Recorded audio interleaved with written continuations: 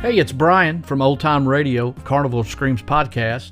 I just want to take a moment to talk about Anchor.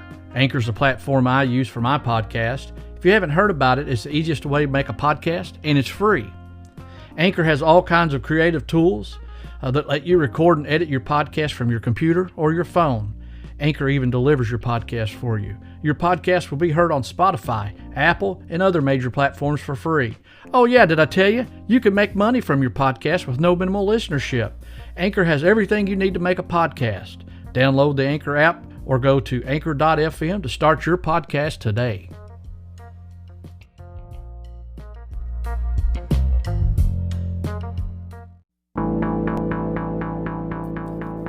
Hello and welcome to Old Time Radio, Carnival Screams podcast. I'm Brian. I'm going to be your host as we present some of the best old-time radio programs in horror, suspense, and sci-fi genres. We'll be drawing from some of the greatest old-time radio libraries. Along the way, I'll share some of the history and information about the programs, the cast, the writers, and more.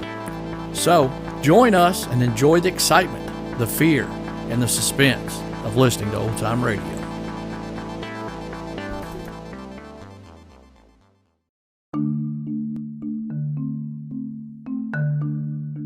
Stay tuned for Nero Wolfe. Saturday night chimes on NBC mean a full hour of fun with Dennis Day and Judy Canova. Dennis always appears perplexed and bewildered. But one thing that doesn't perplex him is how to make a popular ballad come to life in his thrilling tenor voice. And there's music also on the Judy Canova Show, plus comedy in the mischievous Canova manner. That's Judy Canova and Dennis Day, tomorrow night over most NBC stations. My boss is the smartest and the stubbornest, the fattest and the laziest, the cleverest and the craziest, the most extravagant detective in the world, Nero Wolfe.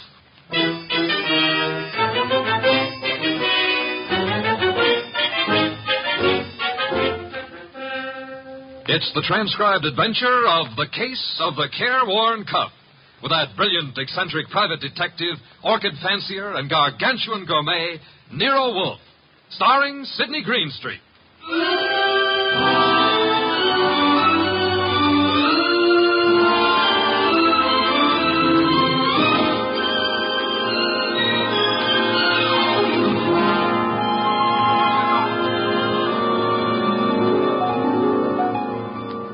The place is Nero Wolfe's office. At the moment, the world's greatest motionless detective is sitting in the chair which was built especially to support his 300 pounds. His eyes are closed, and he's making sounds through his nose.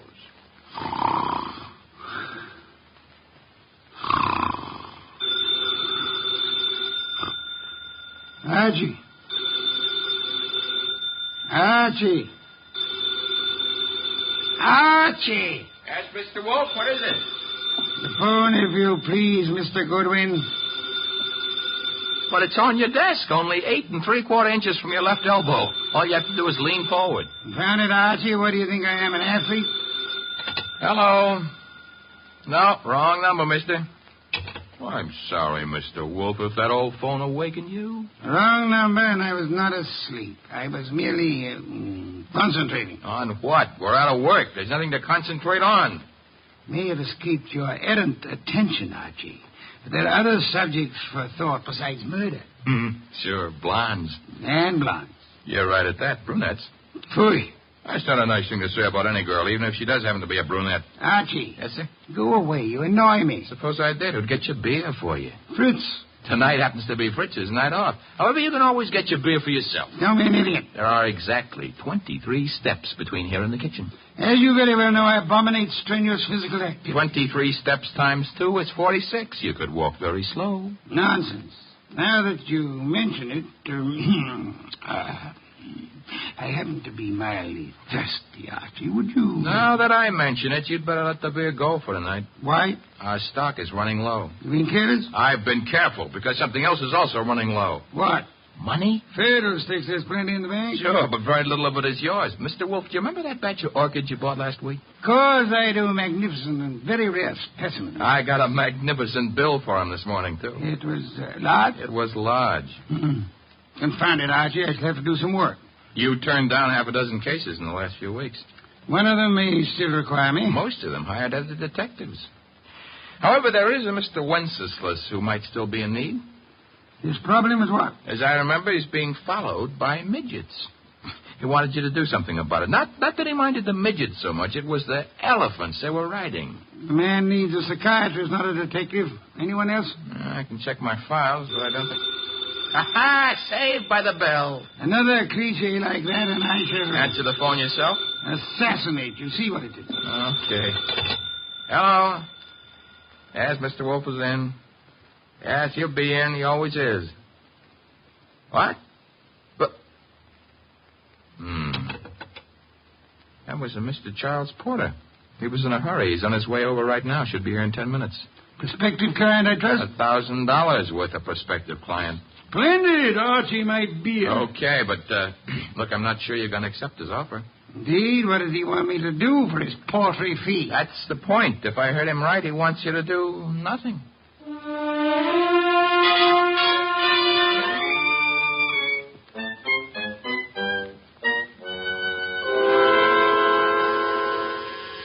The door, Archie. Yes, sir. I hear it.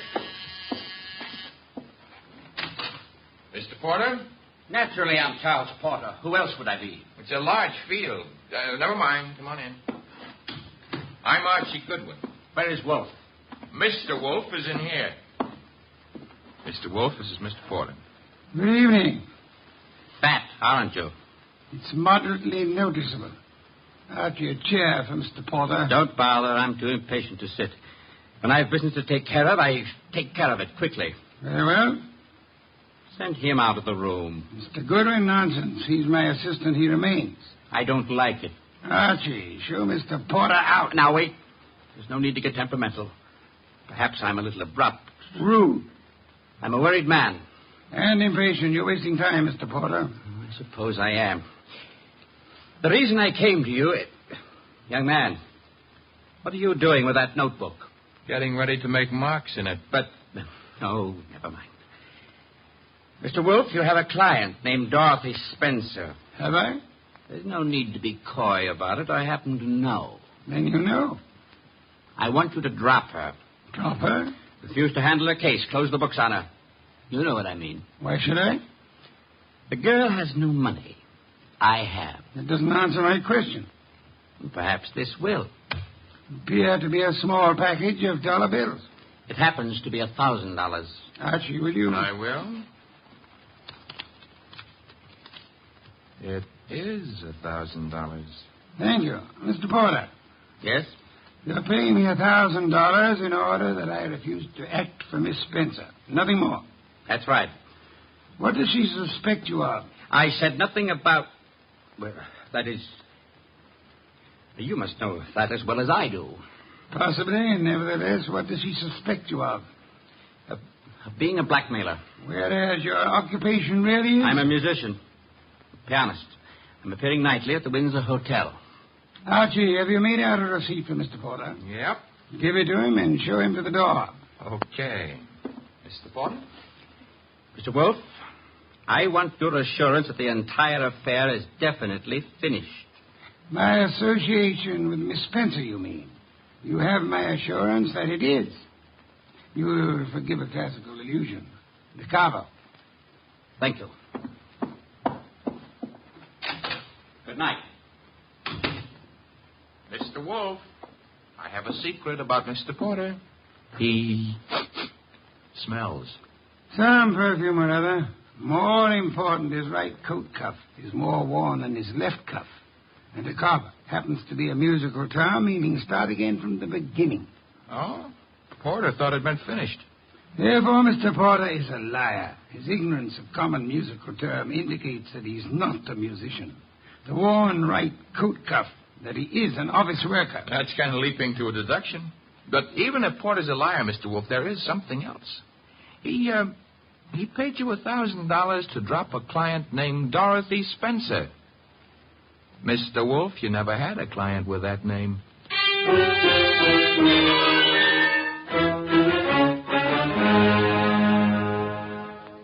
Well, that's that. Dorothy Spencer is not in. Anyway, she's not answering her phone.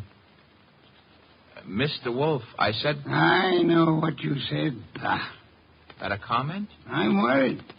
Mr. Porter may have assumed erroneously that Dorothy Spencer had employed or was intending to employ me. That does not explain why he lied about his occupation. Maybe he didn't lie. After all, your deductions could be wrong. Phooey. Okay. Take care of that right now. I'm phoning her. Hello? Windsor Hotel? Get me the manager's office. Thanks. Could you tell me if a Charles Porter plays the piano at... Uh-huh. She sounds blonde. I see. Thanks a lot. What do you do after work? Oh, so long. She goes home and beats her husband. About Porter, Archie. Bad news. He does play the piano at the Windsor in the move room. So where does that leave your deductions? Untouched, of course. Let me think. Yes, naturally. Naturally what? I came to the conclusion that Mr. Porter was an office worker. We have just discovered that Mr. Porter is not an office worker, therefore... You were wrong. I am never wrong. Therefore, the man who was here is not Charles Porter. Mr. Wolfe, do you think a man of your weight should climb out on a limb like that? Fiddlesticks. Look up Porter in the phone book and call him. Okay. It'll take a second. Archie, the phone company's best friend. Yep, here he is. What do I ask him? There'll be no need to ask Mr. Porter anything. Just phone. You're the boss. Yeah.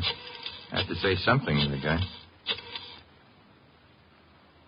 Hello. I'd like to speak to Charles Porter. So would you. Who's... Oh, Stebbins, huh? Yeah, that's right, Archie. Oh. No, don't bother why I called. It's a coincidence. Goodbye. You know who that was? No. That was Sergeant Stebbins, Sergeant Pearlie Stebbins. I might add, as though you didn't know, that Stebbins happens to be a sergeant in homicide. Indeed. You expected this. I still don't know what your conversation was about. It was about Charles Porter, who maybe was a liar, but who isn't going to tell any more lies, on account of he was just shot to death.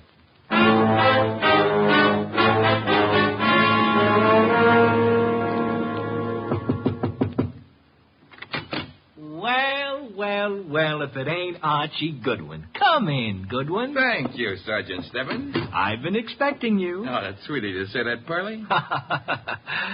Why did you phone Porter? His right coat cuff was more worn out than his left. So for that you had to kill him? No, actually I killed him because he didn't know his da capo. Hey. Yeah, hey. He don't look good anymore, huh? Guys who stop bullets with their face never look good. Pearlie, you've been robbed. I did... That corpse is not Porter. Now, relax, Goodwin, relax. His fingerprints were on file and they check. His girlfriend says he's Porter. If he could get up and talk, he'd tell you he was Porter. And what makes you think he isn't? Well, because when he visited us earlier tonight, he looked different. Not much, but... You said girlfriend? Yes, I said girlfriend. She's in the next room mopping up. She kind of broke down when we brought her here. You brought her here? Now, don't tell me what her name is. Why shouldn't I? It's Spencer. Dorothy Spencer. Ooh, that's what I was afraid of. Sergeant, Oh. Ignore him. He comes with the woodwork. His name is Goodwin, Miss Spencer. Archie Goodwin. Find what you were looking for? What I was looking... Somebody's gone through this place like a minor league hurricane. You? What business is it of mine? None, maybe. On the other hand, Nero Wolfe might have other ideas. Matter of fact, I'm sure he'd have. Miss Spencer, why don't you go see him? The address is 601 West 35th Street. I don't see why. You want your boyfriend's murderer found, don't you? Now listen, Goodwin, the police are working on this. Sure, they'll see to it nobody harms a corpse. Goodbye, Miss Spencer. Don't forget that address, 601 West 35th Street. Believe it or not, you used to be a client of ours.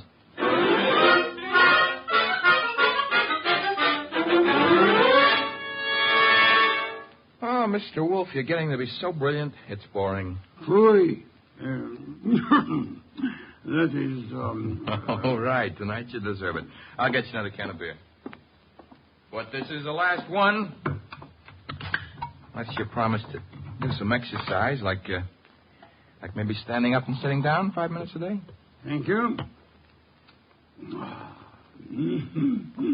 And why should I indulge in such idiotic behavior? Well, after a while, you might be able to see your shoes. I've already seen them. Oh, that was 20 years ago. Things have changed. No more buttons. Hey, that must be Dorothy Spencer. She's undoubtedly young and beautiful. You deduced that from the way she pressed the buzzer? I deduced that from the gleam in your eye, Bah. Bah, all you want. I'm going to keep that gleam shining. Hello, Miss Spencer. Come in. Thank you. Mr. Wolfe. Is the large sitting-down gentleman behind the desk. This is Dorothy Spencer, Mr. Wolfe. You will forgive me not rising. It is due to a necessary conservation of energy rather than rudeness. Archie, a chair. Sure. Here you are, Miss Spencer. Thanks. Now then, Miss Spencer, have the police found anything but dust in Mr. Porter's closet? Why, no. You were engaged to Mr. Porter? I was. That ring you're wearing, he gave it you? Yes. May I see it? Well, all right. Here. Thank you. Expensive. Very expensive. You may have it back. Miss Spencer, why are you marrying Charles Porter? I loved him. Phooey. Mr. Porter, according to Archie's description, was twice your age with considerably less than half your attractiveness. Love may perhaps be blind, but it is not astigmatic. I don't know what you mean. What were you searching for under the nose of the police? Nothing. Nothing at all. How did your fiancé earn his money?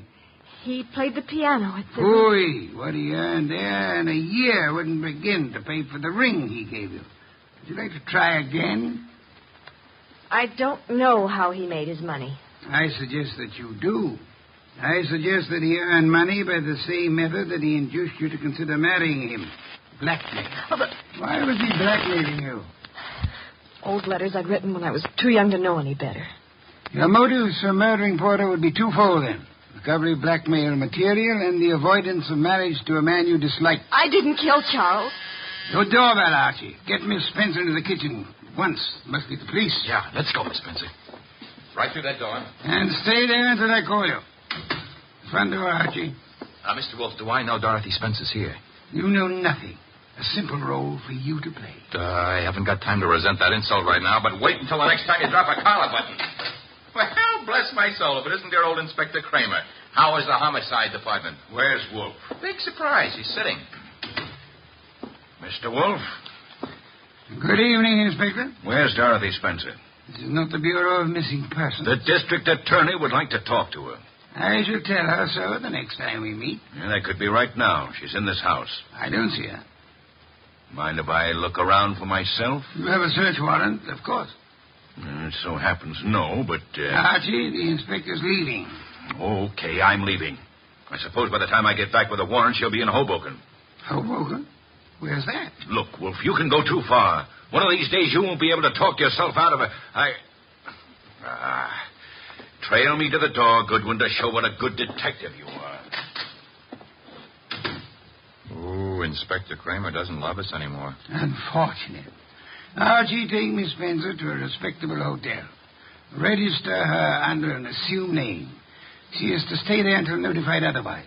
Luckily, the good inspector neglected to inform us that she was the leading suspect in a murder case. Hence, we're not accessories after the fact, and I don't want her arrested for murder as yet. Her beauty has won you over.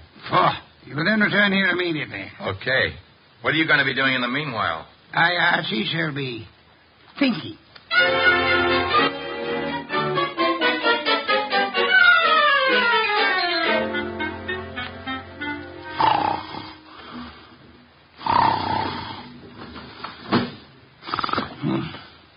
Archie?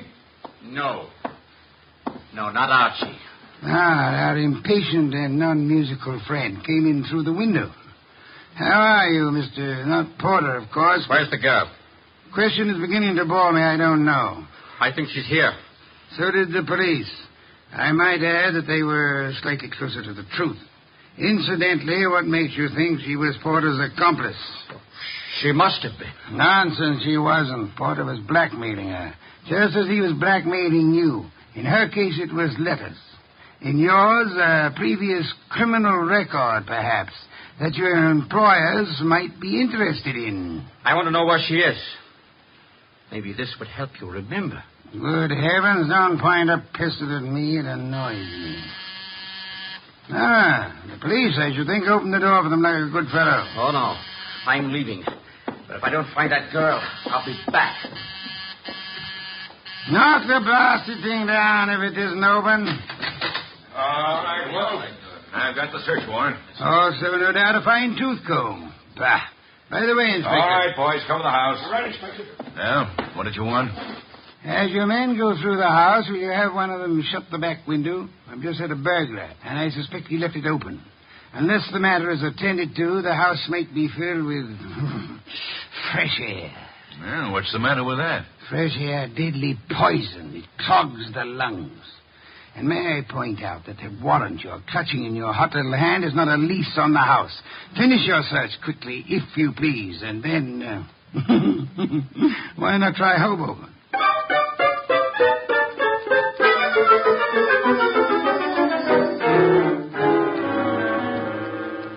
So I just missed the inspector, huh? You did? That I can stand. I'm sorry about the burglar, though. Perhaps we can arrange to have you meet him in the morning. He left his calling card with name and address on it?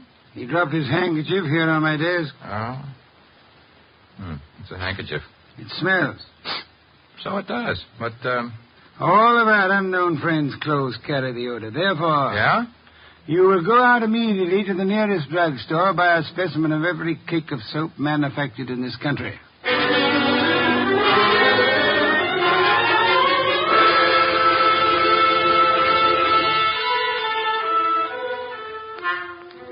Mr. Wolfe? You still? No. I never realized just how many different brands of soap are made in this country. You should listen to the radio more often. So far, we've sniffed at 37 cakes. None of them smell like porter. Let's see. 38. Hey. Let me have it, Archie. Yes, the soap. It's labeled orchid ovals. I should say basically mislabeled. Orchids have no odor. Our task for the evening is finished. Why? All we know is the guy washes with a basely mislabeled soap. No, the odor would not have been so persistent in that case. Unquestionably, our visitor works for a soap company that makes orchid ovals. Every employee of a plant in which perfume in large quantities is used inevitably carries the odor on his clothes. Oh. And you already deduced he works in an office. Uh-huh.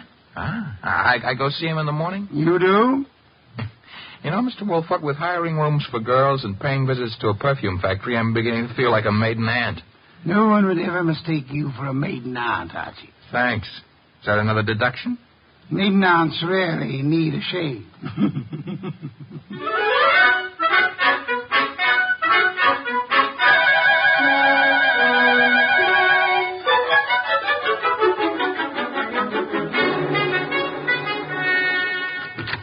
Orchid Ovals, good morning. One moment, please. Oh, can I do anything for you, sir? Yeah. That is, let's postpone that question and slip in another one. I'm looking for one of your office people. In his 40s, 5'10", brown hair and eyes, speaks in a sharp, quick voice. He owes you money, too. Who owes me money? Mr. Wheeler, the man you were describing. He owes everybody money, in spite of the fact that he's office manager and makes lots and lots of money. How much does he owe you? Oh, not an awful lot. It won't break me if I don't get it. Is he in yet? Well, he was, but he went home. He was sort of sick. Sort of? He got a phone call from somebody and rushed out. Too bad. Well, I better scram. Well, you didn't answer my question yet. I'm off at 5. My name's Gwen. Goodbye.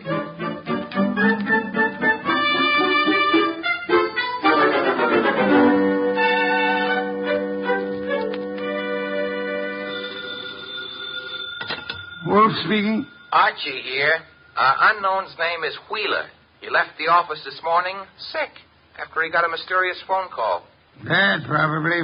Get to Dorothy Spencer at once and bring her here. Right. I'm at Wheeler's house now. Thought I'd better check. His wife's here, too. Blonde? Uh-huh.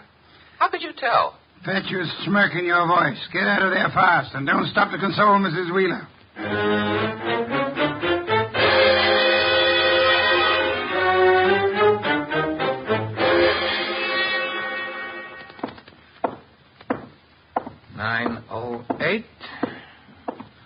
Room 909.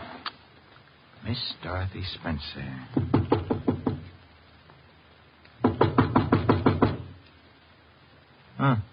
Nobody home. Shut that door behind you, Goodwin. What? Never mind pulling triggers. I'll shut it. Oh, Archie. I would prefer silence. Keep your hands high, Goodwin. It's unhealthy. All the blood had run into my head. Archie, he murdered Charles. He did. Tut, Mr. Wheeler. You really shouldn't have. It's against the law. Get into the bathroom, both of you. I already shaved. I phoned him. I thought maybe he had my letters. Porter couldn't keep his mouth shut about his other He was victims. going to force Dorothy to marry him. Did you find his material, Wheeler? Yes, in an office. He read it as a front. It's all burned. And why all the melodrama? You know about me, so does she. I can't trust anyone. Get into the bathroom, I said. Look, let's not lose our heads about this. Get moving, Goodwin. I like it here. All right, then. Here is where you'll get it. Hey, wait a minute. Something's wrong. I got shot and Wheeler fell down. I shot him, Goodwin. Stebbins. Dear Sergeant Stebbins. Oh, you little flat-footed angel. It's lucky for you my flat feet got staked out here in time. Just for that, I'll buy you a pair of arch supports for your next birthday. But I'm beginning not to believe this. You had it all figured out? Well, not exactly. Well, that is... Wolfe sent you here. Well, he kind of phoned in and suggested one of us shoot down here and do some rescue work. That old devil. Hey, you're not kidding. What are you laughing about? Wolf wasn't sure whether you'd need rescuing from Wheeler or... Stop killing yourself with your own jokes. or whether Miss Spencer would need rescuing from you.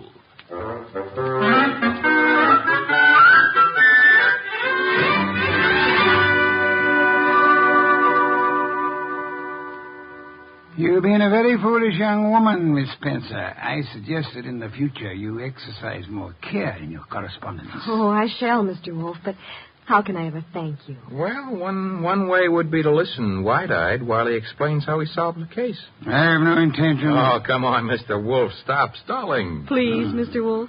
Well, I'd be very happy to. As a matter of fact, I'd like to see anyone try to stop me. A man came to me, offered me $1,000 to drop a client I didn't have. Why? Because obviously he wished to direct my attention to that client. Me. You, Miss Spencer. Now then, he identified himself as Charles Porter, a musician. But I tested him and discovered that he knew nothing of music. Ha! The da capo routine. Precisely. Therefore, he was an imposter. His purpose? Yeah? To indicate by no means subtly that enmity existed between Porter and Dorothy Spencer. Huh? Thus, when Porter was found murdered, I would presumably be convinced that Dorothy Spencer, balked in her effort to enlist my aid against Porter, had resorted to most foul and bloody murder. Most foul and bloody murder is very fancy, Dorothy. Shows he likes you. I thereupon asked myself, why should an unknown seek to convince me that Dorothy Spencer was Porter's murderer? And you answered yourself? One reason only, because he himself intended to murder Porter, as he did. For which peccadillo he has, thanks to Sergeant Stebbins' accuracy with a revolver, already paid with his own life. Quodirat demonstrandum. Latin for that's what you wanted to know. I think you're wonderful, Mr. Wolfe, and I'm going to Be careful. kiss you. Archie, Miss Spencer is a very dangerous young woman. Today I feel brave. Do you, Archie? Very brave. What are you doing tonight? Nothing. Let's do it together. Bah. Oh, is that Mr. Wolfe? I said bah. Would you very much mind conducting your romance elsewhere? I would not. And do so at once. I have a very important matter to attend to. Goodbye, Mr. Wolfe. Goodbye. Night, sir. Very important. Very important.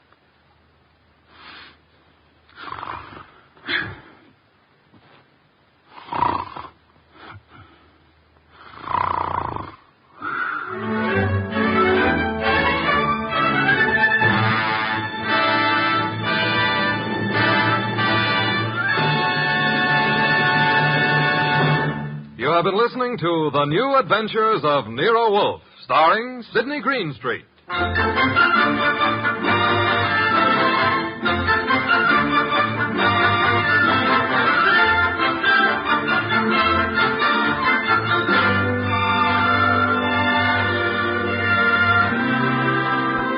Tonight's transcribed story was based on the characters created by Rex Stout, produced and directed by J. Donald Wilson. In the cast were Lamont Johnson as Archie Goodwin, and Jane Webb, Peter Leeds, Bill Johnstone, and Wilms Herbert. Next week at this same time, Nero Wolfe and Archie will bring you The Case of the Dear Dead Lady. Don Stanley speaking.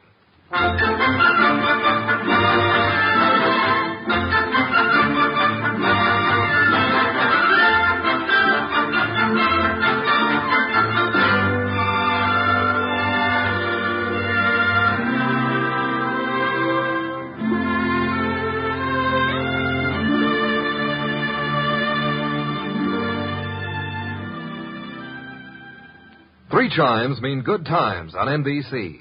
The NBC chimes are excited about the big show. An hour and a half every Sunday night with Tallulah Bankhead as Femc. Comedy with stars like Jimmy Durante, Fred Allen, Jack Carson, Groucho Marx, and a host of others. Music with Meredith Wilson, Mindy Carson, and many more. It presents drama with Mr. Jose Ferrer and many more leading stars of Broadway and Hollywood. It's The Big Show. Starts Sunday, November 5th on NBC. This is Chester William Bendix Riley. The Man Called X follows on NBC.